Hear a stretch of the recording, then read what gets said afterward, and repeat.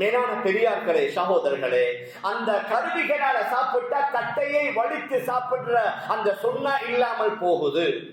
எந்த அளவுக்கு என்ற ஹதீஸ் ஷரீஃபில் அபூதாவுதுல பதிவாக இருக்குது.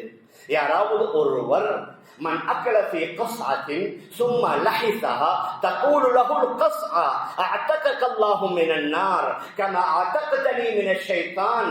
யாராவது ஒரு பாத்திரத்தில் ஒரு தட்டையை சாப்பிட்டு அதை வலித்து சாப்பிட்டால் அந்த தட்டை அவருக்காக துஆ செய்கிறது, நீ என்னை ஷைத்தானிடமிருந்து பாதுகாத்ததை போன்று அல்லாஹ் உன்னை நரகத்திலிருந்து பாதுகாப்பானாக. அபூதாவுதுல வார ஒரு சஹீஹான ஹதீஸ்.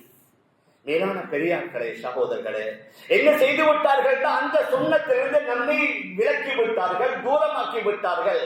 அதிலிருந்து மீண்டும் நம்முடைய இஸ்லாமிய சமூகத்துக்கு சுன்னத்துடைய அடிப்படையில் கொண்டு வருவது என்பது இலகுவான காரியம் அல்ல.